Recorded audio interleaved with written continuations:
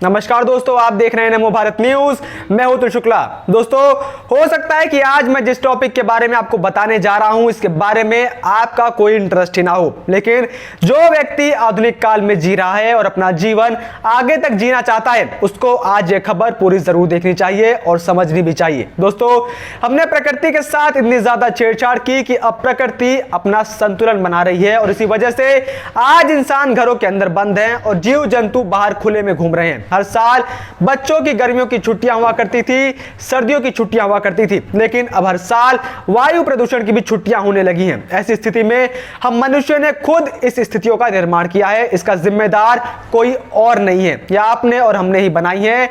एक समय था जब चुनाव, पानी, सड़क, बिजली जैसे मुद्दों पर लड़े जाते थे, लेकिन कुछ सालों से चुनाव का और राजनीति का पूरा स्वरूप ही बदल गया है। आज कोरोना के चलते राजनीतिक रैलियां ऑनलाइन हो चुकी हैं और इसी वजह से पूरे मुद्दे ही बदल चुके हैं। आज चुनावी मुद्दों में नदियों की सफाई, स्वच्छता और स्वच्छ वातावरण और सौर ऊर्जा जैसे मुद्दों ने उन पुराने घिसे पिटे मुद्दों की जगह ही छीन ली और इसकी शुरुआत खुद मोदी जी ने ही शुरू की थी। हालांकि ये मुद्दे बहुत पहले ही उठने चाहिए थे, लेकिन इससे पहले किसी भी पार्टी में इतनी हिम्मत नहीं थी कि वो अपना वोट बैंक की राजनीति छोड़कर इस मुद्दे पर कभी बात भी कर सके। खैर, अब जो मैं आपको आगे बताने जा रहा हूं, उम्मीद करता हूं उसे आप पूरा सुनेंगे और सबके साथ शेयर भी करेंगे, क्योंकि यह आपके लिए और आपके बच्चों के लिए एक बेहद ही जरूरी खबर है। दोस्तों, आज के समय में मानवता का कोई दुश्मन है तो बढ़ती ग्लोबल वार्मिंग है, बढ़ता प्रदूषण है, जिसकी वजह से सिर्फ पर्यावरण को ही नुकसान नहीं पहुंच रहा है, बल्कि उसकी वजह से इंसानों की आयु भी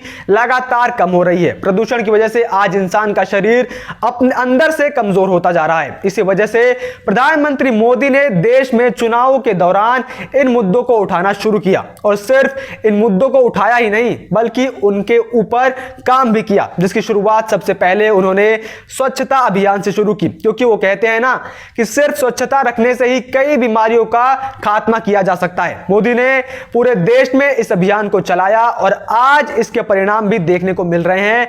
आज जगह जगह सफाई देखने को मिलती है और बाकी जगह भी इस प्रोग्राम को लगातार चलाया जा रहा है। उसके बाद मोदी सिर्फ यही नहीं रुके, उन्होंने देखा कि नदियों और गंगा की, जिन्हें भारत में देवी का दर्जा दिया गया है, कैसे उसके अंदर प्लास्टिक, कचरा, गंदगी आदि शामिल है।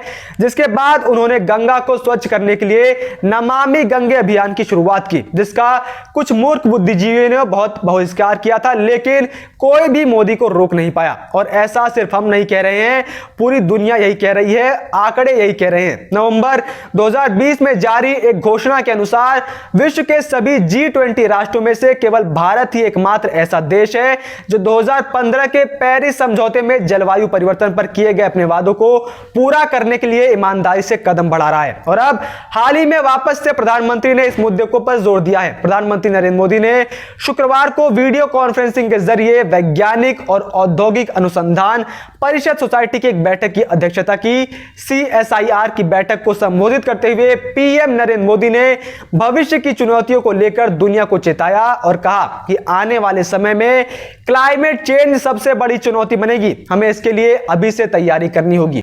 पीएम मोदी ने आगे कहा कि बीती शताब्दी का अनुभव है कि जब पहले कोई खोज दुनिया के दूसरे देशों में होती थी तो भारत को उसके लिए कई कई सालों का इंतजार करना पड़ता था, लेकिन आज हमारे देश के वैज्ञानिक दूसरे देशों के साथ कंधे से कंधा मिलाकर चल रहे हैं और उतनी ही तेज गति से काम भी कर रहे हैं। अब विश्व के वैज्ञानिकों ने एक सुपर एंजाइम भी बनाया है जो प्लास्टिक प्रदूषण को खाकर खत्म करने में कारगर हो सकता है। वैज्ञानिकों को उम्मीद है कि सुपर एंजाइम की खोज प्लास्टिक प्रदूषण संकट से निपटने की दिशा में एक बड़ी सफलता साबित हो सकती है। ऐसा ही एक और कारनामा भारत के एक वैज्ञानिक राजगोपालन वासुदेवन ने भी किया है। ये वो शख्स हैं जिन्होंने वेस्ट प्लास्टिक मटेरियल से दुनिया को सड़कें बनाना सिखाया। आपको बता दें कि आर वासुदेवन को प्लास्टिक मैन भी कहा जाता है।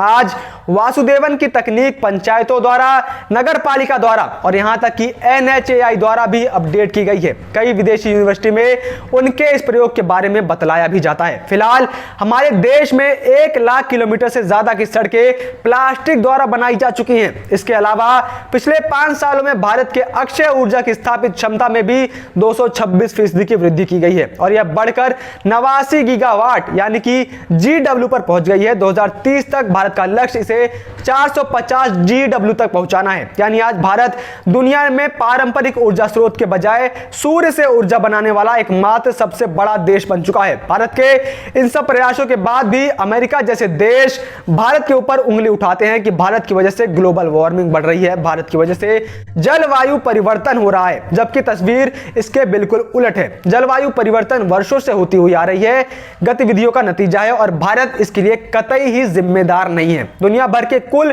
कार्बन उत्सर्जन का 25% अकेले अमेरिका में होता रहा है। वहीं यूरोप में 22 और चीन के हिस्से में 13% उत्सर्जन है। वहीं भारत का उत्सर्जन में योगदान महज 3% है। इसलिए हम जलवायु परिवर्तन के लिए किसी भी सूरत में जिम्मेदार नहीं है। वर्तमान में भारत वैश्विक उत्सर्जन में केवल 6.8% योगदान दे रहा है और इसका प्रति व्यक्ति उत्सर्जन केवल 1.9 टन है। पेरिस समझौते के तहत भारत का राष्ट्रीय स्तर पर निर्धारित योगदान बेहद कम है और यही नहीं, प्लास्टिक को भी लेकर भी भारत का स्तर नीचे है। तो वहीं चीन में हालात सबसे ज्यादा खराब है। ताजा कंट्री वाइज आंकड़ों के मुताबिक समुद्र में सबसे अधिक प्लास्टिक बोतलें, बैग और अन्य प्लास्टिक का कचरा चीन से बहाया जा रहा है। इतना ही नहीं, दुनिया भर के देश आज अंतरिक्ष में भी कूड़ा बढ़ा रहे हैं, जिसकी वजह से आज अंतरिक्ष में खतरे बढ़ गए हैं। तो इस क्षेत्र में भी भारत ने कमाल किया है। भारत एक ही रॉकेट से प्लानिंग करके 100 सैटेलाइट तक लॉन्च करता है, जिससे अंतरिक्ष में कूड़ा ना बढ़े, जबकि चीन जैसे देश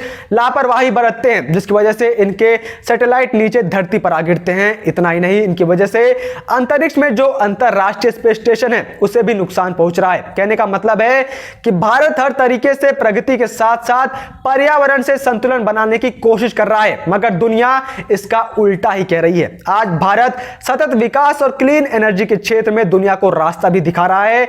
हम सॉफ्टवेयर से लेकर सैटेलाइट तक दूसरे देशों के विकास को भी गति दे रहे हैं और दुनिया के विकास में प्रमुख इंजन की भूमिका निभा रहे हैं। आज भारत एग्रीकल्चर से एस्ट्रोनॉमी तक, वैक्सीन से वर्चुअल रियलिटी तक, बायोटेक्नोलॉजी से लेकर बैटरी टेक्नोलॉजी तक हर दिशा में आत्मनिर्भर और सशक्त बनना चाहते हैं और वो अपने देश में हर प्रकार से प्रदूषण को भी रोक रहे हैं। लेकिन कुछ लोग इसके बाद भी भारत के ऊपर लांछन लगा रहे हैं और झूठे आरोप लगाकर सिर्फ भारत की छवि और मोदी की छवि को धूमिल करने का प्रयास कर रहे हैं। लेकिन यह पब्लिक है और पब्लिक सब जानती है, सच को छुपाया नहीं जा सकता है और आज यही सच दुनिया भर के सामने है कि जलवायु परिवर्तन को लेकर कौन कितना सशक्त है और कौन सिर्फ बयानबाजी कर रहा है। भारत की तरह ही यदि और देश काम करना शुरू कर दें अपनी बयानबाजियों को छोड़कर, तो आने वाले समय में तस्वीर कुछ और ही होगी। फिर आने वाले समय में जलवायु परिवर्तन का संकट इतना नहीं मंडराएगा जितना आज ये संकट उभर के आ रहा है। बाकी आपकी इस बारे में क्या राय है, आप कमेंट बॉक्स में जरूर बताएं। इतना ही नहीं, अगर आपको यह वीडियो पसंद आई हो तो इसे लाइक करना ना भूलें और इस वीडियो को ज्यादा से ज्यादा मात्रा में शेयर करें। बाकी तमाम देश और दुनिया की बड़ी खबरों से जुड़े रहने के लिए बने रहिए नमो भारत न्यूज के साथ। जय हिंद, जय भारत। वीडियो को लाइक, सब्सक्राइब और शेयर करना ना भूलें। अपने विचारों को कमेंट बॉक्स में लिखकर हम तक जरूर पहुंचाइए।